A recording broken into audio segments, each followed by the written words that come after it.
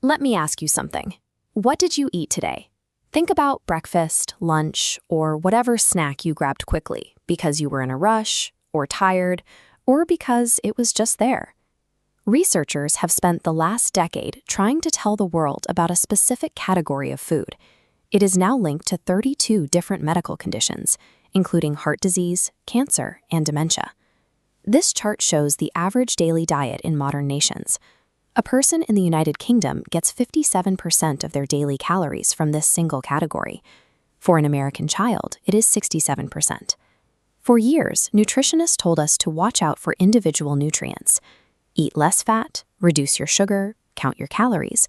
But the latest research points toward a different variable entirely. These studies aren't looking at individual nutrients anymore. They are investigating the way the food is physically constructed, how an engineered product interacts with human biology. When we hear processed food, it sounds like anything humans have touched. But baking bread, making cheese, or cooking rice is entirely normal. That is not the problem. To understand what is actually happening, we must look at the NOVA classification system, developed by scientists at the University of São Paulo in Brazil. This system divides food into 4 distinct groups based on how much they have been altered. The first 3 groups are straightforward. Group 1 is natural foods, like fruits and meats.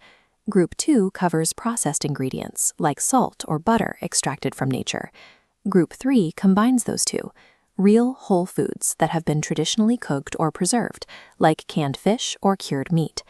Then there is Group 4, ultra-processed foods. These are industrial formulations made almost entirely from substances extracted from food, containing little to no whole ingredients. They contain components you would never find in a home kitchen. Hydrogenated oils, modified starches, protein isolates, and synthetic preservatives. There is a simple way to spot them.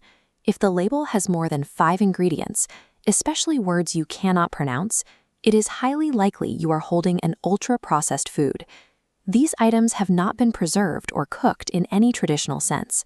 They are technological formulations designed in laboratories to maximize efficiency and shelf life. Which brings us to a crucial question. If these products are linked to severe disease, why is it so physically difficult to stop eating them? This graph illustrates what food scientists call the bliss point. It is a meticulously calculated ratio of sugar, salt, and fat designed to trigger a maximum dopamine release in your brain. Researchers at Yale University describe this plainly. The industry has effectively hacked the human brain's natural reward pathways. Take emulsifiers, added to almost all ultra-processed foods. These chemicals disrupt the human gut microbiome, tearing through natural biological barriers in your digestive tract. This creates a biological trap. A disrupted microbiome generates intense physiological cravings for the exact same foods that caused the damage in the first place. Finding these foods hard to resist is not a failure of your willpower. The intense craving you feel is the intended feature of a perfectly engineered product. Making this food is cheap, but buying real whole food, fruit, vegetables, lean meat, remains expensive. In places like the United Kingdom, ultra-processed calories cost 3 times less than unprocessed ones. In many cities in India, a packet of highly processed instant noodles costs less than a single fresh tomato. Companies aggressively target food deserts and lower-income families, populations where parents work multiple jobs, and the easiest calories available are the ones in a package. The World Health Organization tracks this data, and it shows that the vast majority of global deaths linked to diet-driven diseases occur in low- and middle-income countries. For many, the choice to eat healthy doesn't exist. Ultra-processed food is the primary option for those living in the economic environments companies target most aggressively. A major study published in The Lancet estimated that poor diets, driven by ultra-processed food, now kill more people globally every year than tobacco smoking. The food industry is currently using the exact same playbook the tobacco industry used decades ago.